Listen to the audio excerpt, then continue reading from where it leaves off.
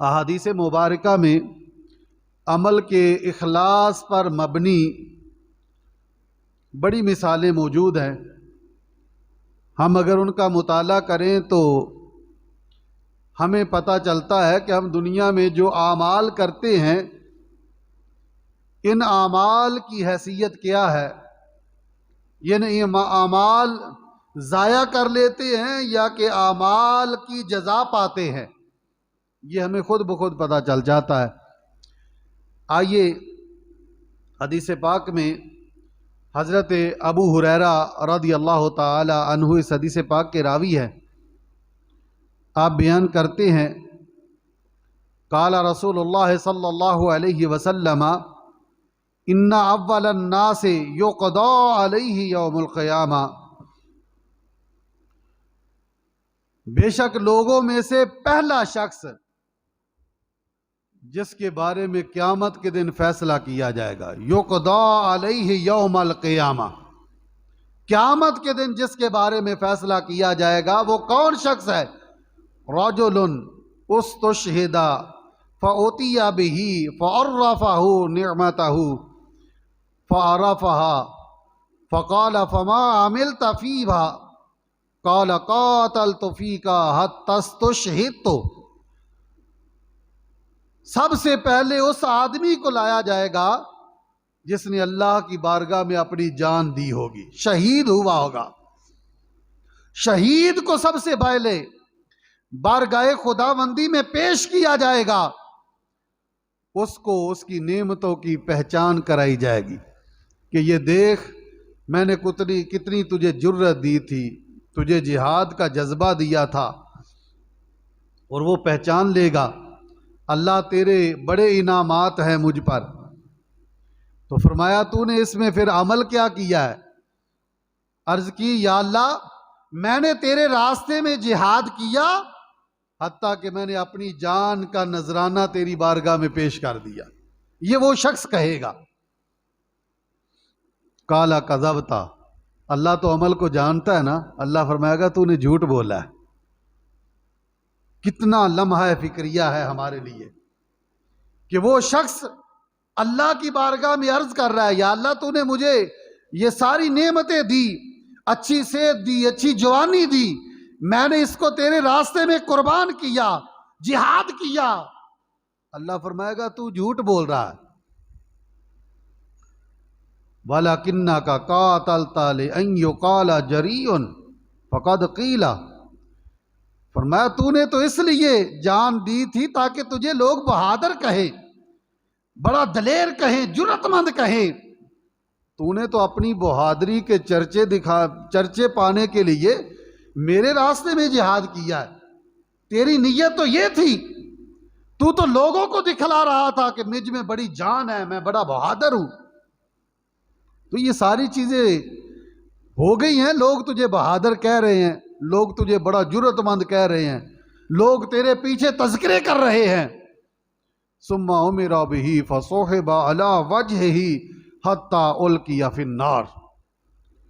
اس کو لایا جائے گا چہرے کے بل گھسیٹ کر اسے جہنم کی گٹاٹو وادیوں میں پھینک دیا جائے گا. کہ تو جھوٹ بولتا ہے، تو نے تو عمل لوگوں کو دکھلانے کے لیے کیا تھا، تو عمل اس لیے کرتا تھا لوگ تجھے بہادر کہیں، بڑا جرت مند کہیں. وہ تو تجھے کہہ دیا گیا ہے. اب جو تو چاہتا تھا تجھے مل گیا ہے، اب میری بارگاہ سے کیا مانگتا ہے؟ چل جہنم میں چلا جا. یہ پہلا شخص تھا جس کے بارے میں قیامت کے دن فیصلہ کیا جائے گا. لیکن وہ شہید جس نے اللہ کی راہ میں اس کی تمنا کے لیے، اس کی رضا کے لیے جہاد کیا ہوگا، اس کی شان کیا ہے؟ اس کے خون کا پہلا قطرہ گرنے سے پہلے خالق کائنات اس کی بخشش فرما دیتا ہے. اخلاص اور غیر اخلاص کا کتنا فرق ہے. جہاد اس نے بھی کیا ہے، جان اس نے بھی دی ہے، جان اس نے بھی دی ہے، اس نے لوگوں کو دکھلانے کے لیے دی ہے، اس نے اللہ کی رضا کے لیے دی ہے. یہ تو جہنم کی وادیوں میں جا رہا ہے، وہ جنت میں اعلیٰ مقام پا رہا ہے اور خدا کی طرف سے درجے مل رہے ہیں. اور بڑی بڑی اس کو محلات خصوصیات عطا کی جا رہی ہے، جن کا تذکرہ بڑا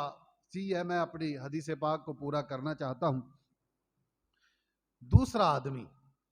وَرَجُلٌ تَعَلَّمَ الْعِلْمَ وَعَلَّمَهُ، ایک آدمی وہ جس نے علم سیکھا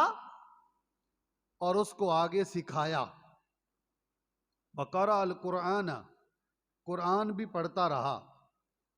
فَأُوتِيَ بِهِ، اس کو لایا جائے گا، فَعَرَّفَهُ نِعَمَهُ، اللہ اس کو اپنی نعمتوں کی پہچان کرائے گا۔ دیکھ میں نے تجھے کتنی نعمتیں دی، کتنا اچھا گلا دیا، کتنی اچھا ذہن دیا، تو نے قرآن پڑھا، سیکھا، آگے لوگوں کو سکھایا۔ فعرفا، ان نعمتوں کو وہ پہچان لے گا۔ قال فما عملت فیہا، تو پھر اس میں تو نے عمل کیا کیا ہے؟ میں نے تجھے تو قرآن کی دولت سے مالا مال کیا تھا، علم دین عطا کیا تھا، تیرے سینے کو وسعت عطا فرمائی تھی، بتا تو صحیح تو نے اس میں عمل کیا کیا ہے؟ تو عرض کرے گا تعلمت العلم وعلمتہ وقرأت فیک القرآن، یا اللہ میں نے علم سیکھا، اس کو لوگوں کو سکھایا، تیری رضا کے لیے میں قرآن پڑھتا رہا ہوں۔ اللہ فرمائے گا کذبت، تو نے جھوٹ بولا ہے، تو نے جھوٹ بولا ہے، وَلَكِنَّكَ تَعَلَّمْتَ الْعِلْمَ لِيُقَالَ إِنَّكَ عَالِمٌ وَقَرَأْتَ الْقُرْآنَ لِيُقَالَ هُوَ قَارِئٌ فَقَدْ قِيلَ، فرمایا تو نے تو اس لیے علم سیکھا تھا تاکہ تجھے لوگ عالم کہیں، تو نے اس لیے قرآن پڑھا تھا تاکہ تجھے لوگ قاری کہیں، تیری نیت علم سیکھتے وقت یہ تھی، تیری قرآن پڑھتے وقت نیت یہ تھی کہ لوگ تجھے قاری کہیں، وہ تو تجھے کہہ دیا گیا ہے، لوگ تجھے عالم دین کہہ رہے ہیں، تاج العلماء کہہ رہے ہیں، تاج الفقہاء کہہ رہے ہیں، اور عظیم قاری کے نام سے استاد القراء، تاج القراء، بڑے بڑے القاب تجھے دے رہے ہیں۔ فرمایا وہ جو تو چاہتا تھا دنیا میں مل گیا ہے، اب کیا؟ ثم امر به فصحب علی وجهه حتى القی فی النار، اس کو حکم دیا جائے گا چہرے کے بل کسیٹ کر اس کو جہنم میں پھینک دیا جائے۔ یہ وہ شخص ہے جس نے لوگوں کو دکھلانے کے لیے قرآن پڑھا، اپنی جو ہے نا آواز کے ڈھنکے بجانے کے لیے، اپنی شہرت کے لیے قرآن پڑھا، اپنی شہرت کے لیے علم کو سیکھا، آگے لوگوں کو سکھایا کہ لوگ تم مجھے بہت بڑا استاد کہیں، لوگ مجھے بہت بڑا عالم کہیں، لوگ مجھے بہت بڑا قاری کہیں، وہ تو تجھے کہہ دیا گیا ہے،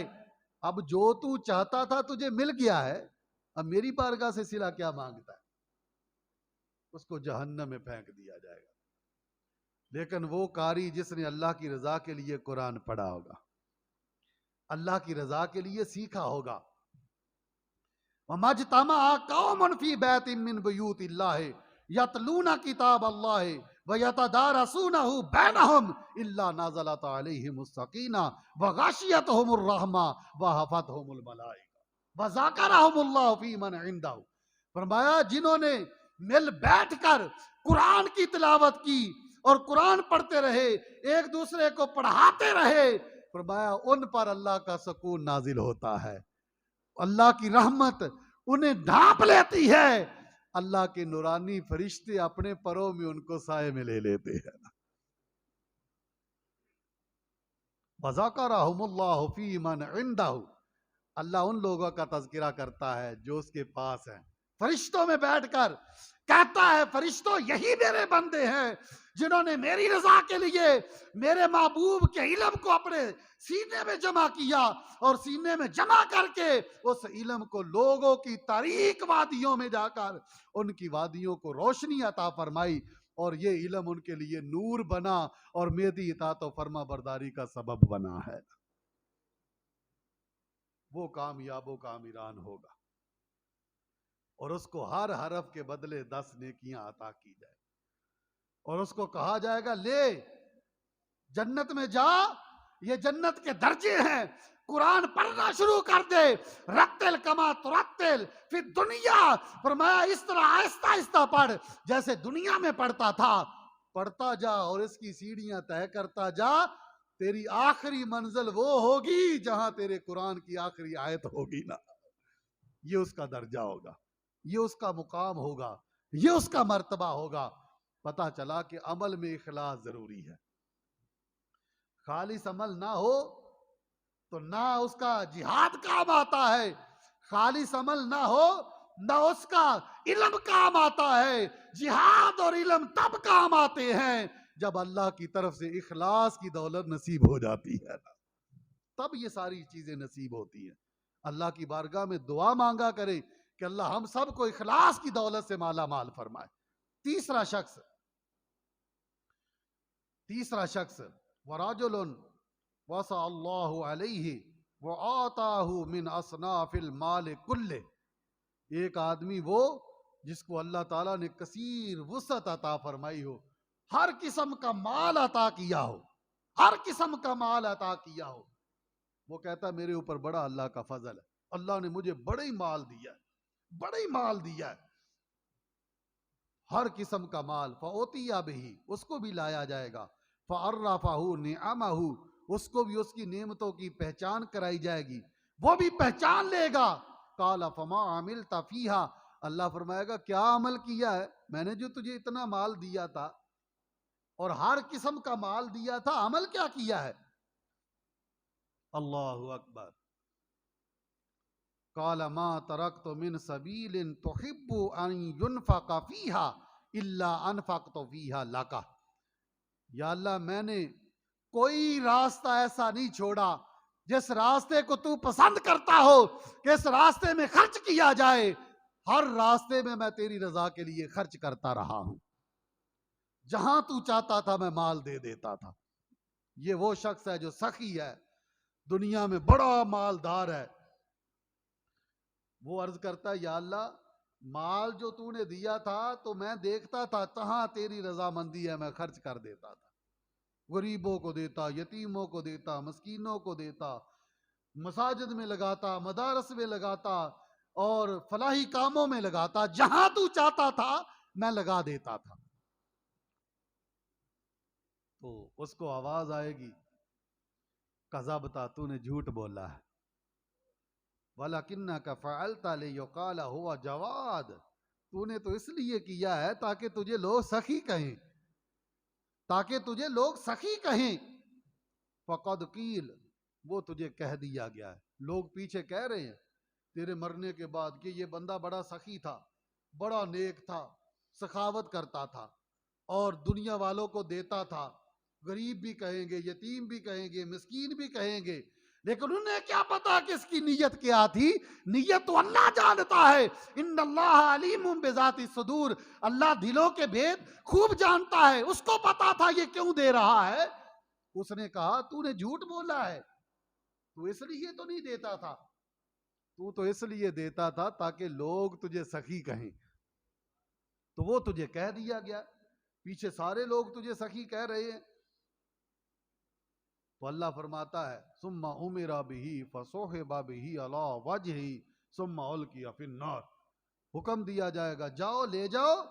اور اس کو جہنم کی وادیوں میں چہرے کے بل گھسیٹتے ہوئے پھینک دو۔ یہ وہ شخص ہوگا جس نے اس کی رضا کے لیے نہیں بلکہ اس کی نیت یہ تھی کہ لوگ مجھے بڑا سخی کہیں، بڑا بہادر کہیں، لیکن وہ شخص جو اللہ کی رضا کے لیے مال خرچ کرتا ہے، جس راستے میں بھی خرچ کرتا ہے، اس کا مال اس کے لیے اللہ کا فضل بن جاتا ہے، اللہ کا فضل بن جاتا ہے، وہ مال اس کے لیے قیامت کے دن نجات کا سبب بن جاتا ہے، وہ مال اس کے لیے درجات کی بلندی کا سبب بن جاتا ہے، وہ مال جہنم کے سامنے ڈھال بن جائے گا،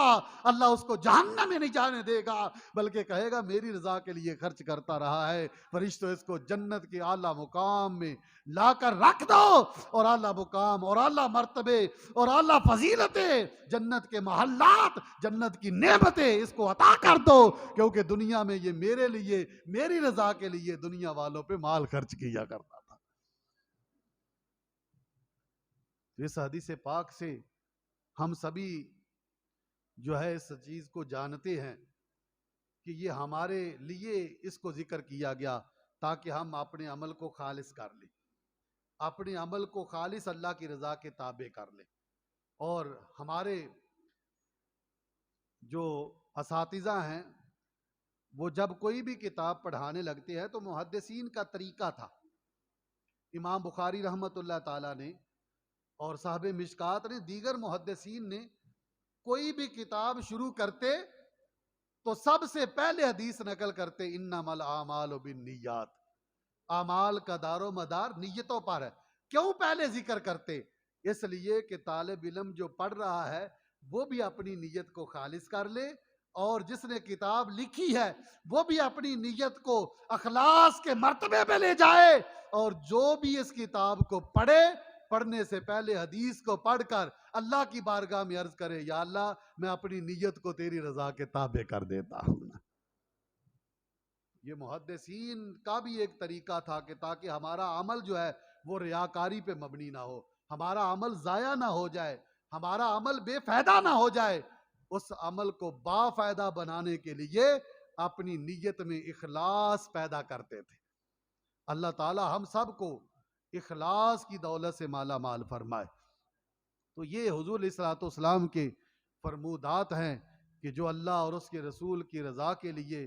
اپنی نیت کو خالص کر لیتا ہے، اللہ تعالیٰ اس کو خالص عمل عطا فرماتا ہے اور اس کا ثواب عطا فرماتا ہے۔ ہمارے اساتذہ ہمیں یہ فرمایا کرتے تھے کہ بیٹا جس جگہ بھی جانا ہے، مسجد میں جانا ہے تو خالص اللہ کی رضا کے لیے اس کی عبادت کی نیت کرو۔ اگر کسی والدین کو ملنے کے لیے جانا ہے، دور ہو، تو خالص والدین کی جو ہے ملاقات کی نیت کرو۔ نیک بندے کی ملاقات کے لیے جانا ہے تو خالص اس کی ملاقات کی نیت کرو۔ ایون کہ محدث اعظم